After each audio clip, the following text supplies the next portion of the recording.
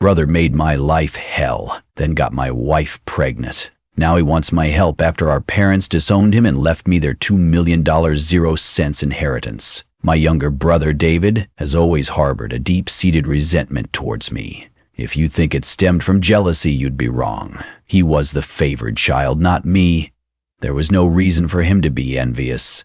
To give you some context, our mother always indulged David. He was the golden child of our family. She cooked his meals, did his laundry, and even asked me to help him with his schoolwork. I was expected to assist him simply because we were family, but I never received the same consideration. I accepted this, as I was quite independent. Perhaps it was partly my fault for always meeting his needs without expecting anything in return. He never helped me when I needed it, and only approached me when he wanted something. While I was a quiet, introverted kid who enjoyed studying and keeping to myself, he was loud and rough, just like our dad. I also tend to be straightforward and honest, never sugarcoating things. I believe my mother may have developed a negative perception of me because of my straightforwardness. This favoritism made David the family's darling, and I didn't mind it while we were growing up. However, problems began when he started bullying and mocking me for being different from him. He would tease me about my height and the fact that I wore glasses. He would sneak into my room, read my diary, and then complain to my mom about what I had written. When I yelled at him and complained to our parents about him invading my privacy, they would laugh it off, saying it wasn't a big deal.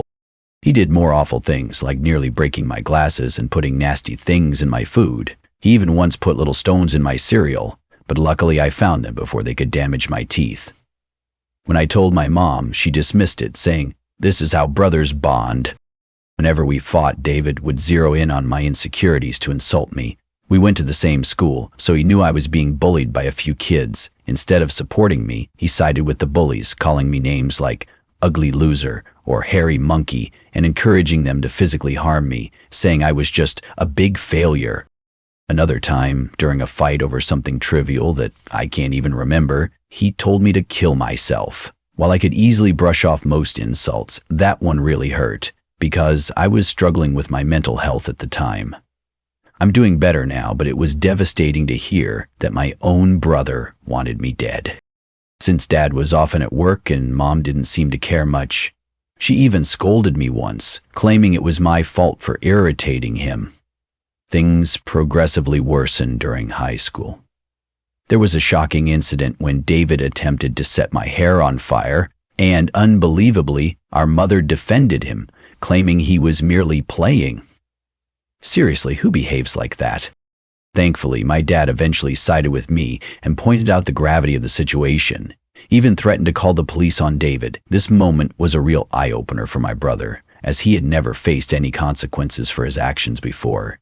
He was genuinely stunned, and my dad made it clear that enough was enough and that David needed to start respecting his older brother. Later, Dad came into my room to talk. I never expected his support because he always told David how similar they were, which was true. Dad admitted that he had waited for years hoping David would mature, but he was slowly realizing that David was becoming a big bully. Hearing this from my dad was incredibly validating, and I almost broke down in tears. I confessed everything David had done to me over the years and even mentioned the bullying at school. My dad was shocked at how much I had endured. The next day, he spoke to the principal to ensure the bullies were warned about severe consequences if they continued. Later that evening, Dad enrolled me in MMA at our local gym, telling me I needed to man up and stand up to bullies in my life. I admit that a nerdy kid like me trying to learn to fight might have seemed laughable, but I was very focused. I managed my time well to balance my studies and daily workouts, and the MMA classes completely changed my life and physique. One day, David was up to his antics again. He stole my pocket money, which we received for helping with chores. I had been saving it for a while. David sneaked into my room and took it. I caught him just as he was about to cycle off with his friends. I demanded he return my money, but David mocked me, saying all I could do was run to Daddy for help. I don't know what came over me, but I punched him in the face. He was stunned, fell backward, and I retrieved my money from his pocket before throwing him back down. David started crying loudly, which was quite comical. However, my mother rushed out to help him and find out what happened. When she learned I had fought him, she was surprised and reprimanded me, saying I should be a better role model for David, who seemed to enjoy seeing me scolded. My mother also complained to my dad about my behavior, saying I needed to be controlled. My dad grimly asked both of us to explain ourselves. I told him how David had stolen the money I had worked hard for and saved, while David tried to justify it by saying he needed the money for a date, and that, as his brother, I should help him. However, Dad told David he was lucky I only punched him for stealing because anyone else would have called the police. He continued to tell David that he had no right to take others' things without their consent. David didn't like that and threw a tantrum, likely hoping our mother would side with him. But Dad remained firm. When David realized he wasn't going to be punished for being hit, he screamed how much he hated me and ran back to his room, locking himself in. Following that incident, David began to distance himself from me. He had finally understood that he couldn't bully me anymore, and that even Dad had stopped supporting his antics. For the first time in a long while, I felt like we were equals. Though he could no longer physically harm me, he resorted to verbal insults when our parents weren't around. His behavior worsened with age, becoming angrier and more short-tempered each year. When I approached him with a question, he would ignore me and walk away, muttering insults like nerd or loser under his breath. If he needed to communicate something, he would relay it through our mother instead of speaking to me directly. When I questioned her about why David couldn't just talk to me, she would urge me to be more understanding. I couldn't tell if it was just puberty or genuine hatred. Over time, dealing with his comments became unbearable, and I longed to move out and get away from him. I repeatedly asked my mother to mediate a sit-down conversation for us to resolve our issues, but she always refused, saying she didn't want to get involved. When I asked her opinion on why David treated me this way, she would brush off the question. Eventually, I left for my dream university, having earned a scholarship as a top student. My dad threw a party for me, and even my mom seemed proud. However, David remained aloof and distant, barely acknowledging my achievements. The day I left for university was a mix of excitement for the future and relief to escape the toxic home environment. The first few months at university were liberating. I made new friends, enjoyed my classes, and started to build a life separate from the oppressive atmosphere of my childhood. The constant fear of David's verbal attacks lifted, giving me a newfound sense of peace. During my second year, I met my wife, Karen, at a frat party through a friend, and we immediately clicked. Coming from a religious background, having kids outside of marriage was frowned upon. However, when we discovered she was pregnant in our final year, we decided to marry right after graduation. Our wedding was a small but joyful ceremony. Our parents were happy for us, and we enjoyed the celebration. At that moment, I believed Karen was the love of my life. I had always envisioned a monogamous relationship, one woman to come home to and share my life with. Despite other women showing interest over the years, I never pursued anything because I was genuinely content in my marriage. Karen was my dream girl, and I never wanted to hurt her. However, I later uncovered 2 incidents of infidelity in our marriage. One was an intermittent affair with her married co-worker that spanned several years, and the other was a brief fling with an ex-boyfriend during a visit to her family. Some might think I was naive, and looking back, I can't completely disagree. Each time we separated for a while, I chose to forgive my wife. I didn't want to raise our child in a broken home and believed we could overcome these obstacles. The affair with her coworker happened when we were young, and I attributed it to youthful mistakes and poor judgment. For a period, things seemed to get better.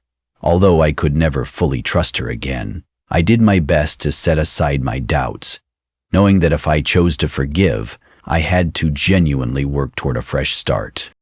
It's been 4 years since her second betrayal, and I felt confident in my decision to give her another chance. Karen seemed to have changed, and we were genuinely happy planning our family's future.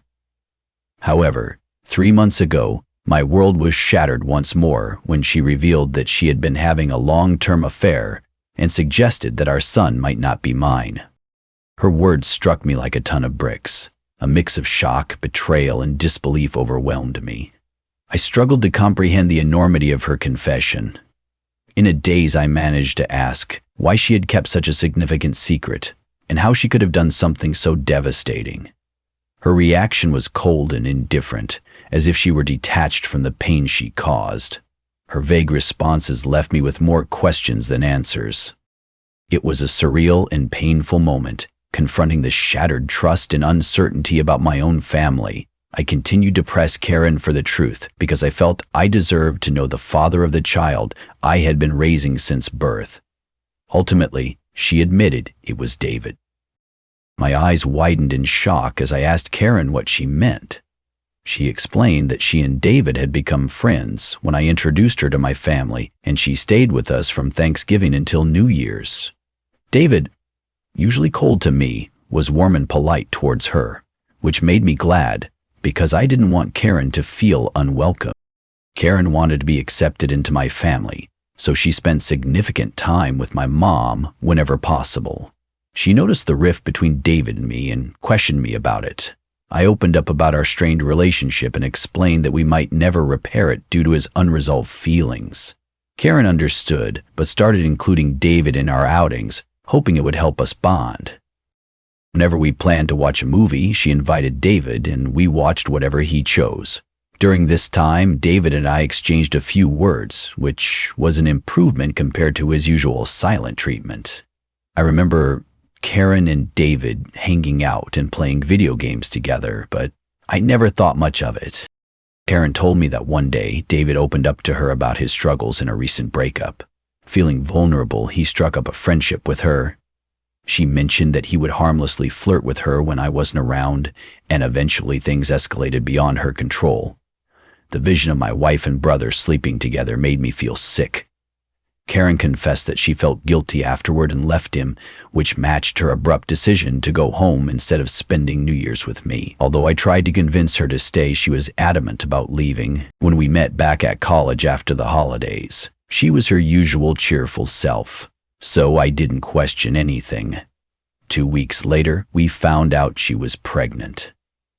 Karen admitted she didn't know if the child was mine or David's, and with no way to prove it, she chose to stay with me, knowing I was the more dependable brother.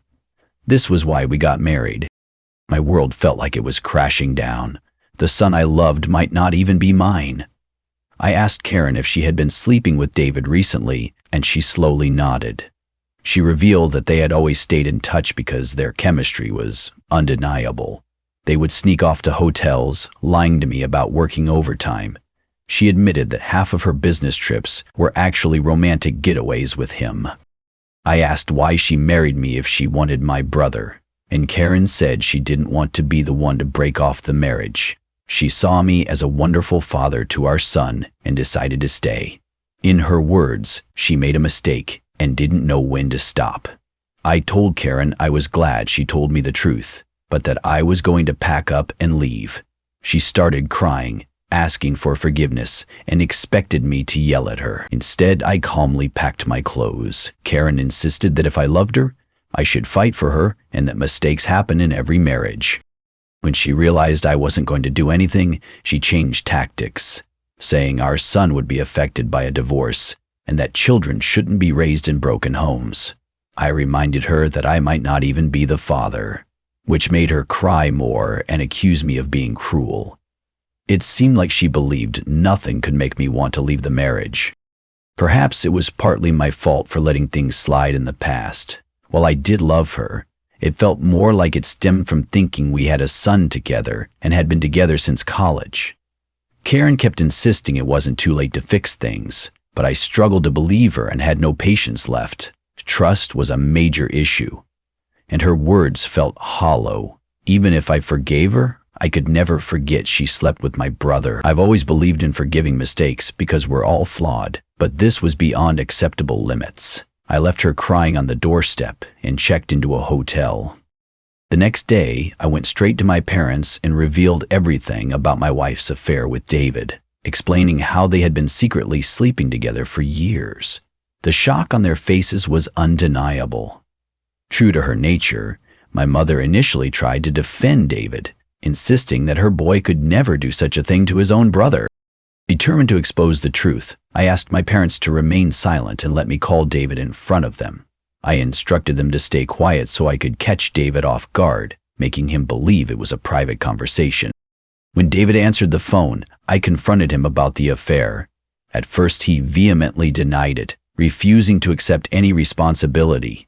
However, when I told him that Karen had admitted to everything, he started blaming her, calling her characterless. He claimed it wasn't his fault if women were attracted to him, and that he was the better-looking brother. I told him firmly that I would expose him to everyone. When David mocked me, saying no one would believe me because he was the golden child, I scoffed at his arrogance and thanked him for confirming the truth. Knowing our parents had heard everything, David went quiet and then spluttered, trying to explain himself and salvage his image. My mother, still in shock, demanded an explanation from David.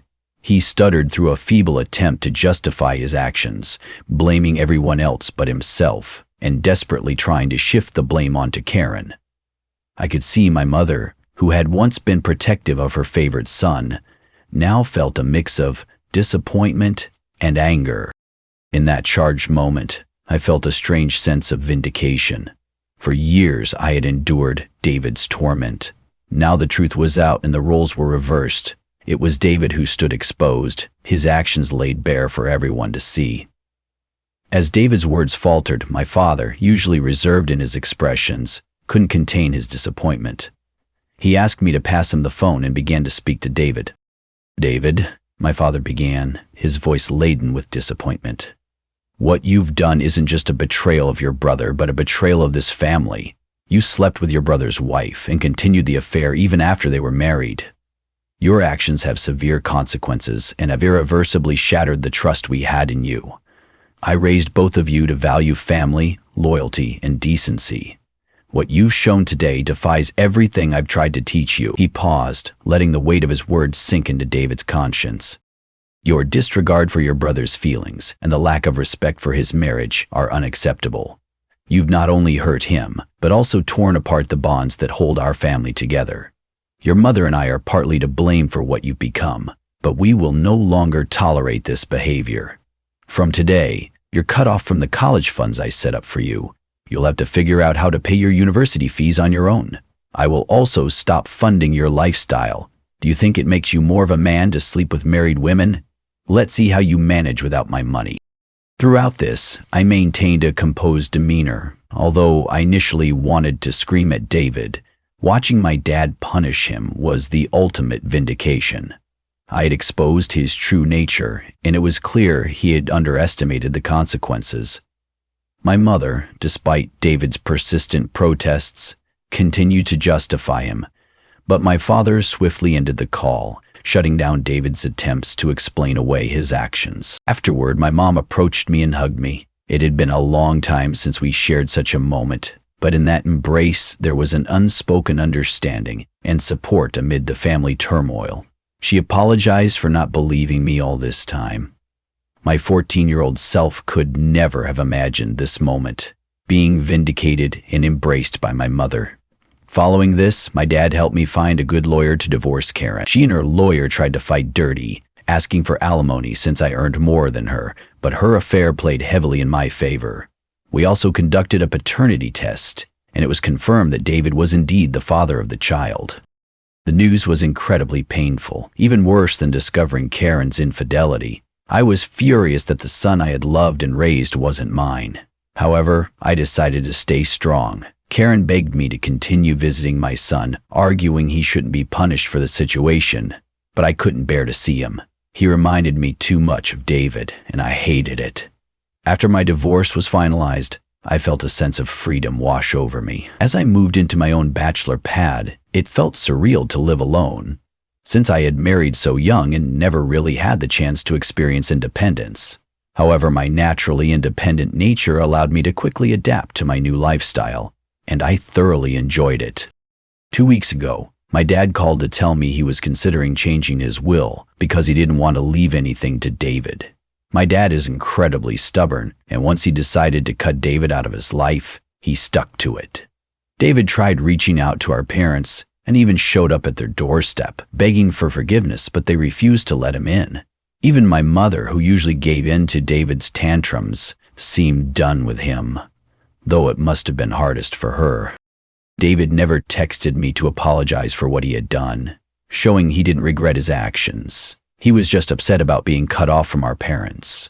Dad told me he planned to leave everything to me, ensuring David wouldn't contest it later.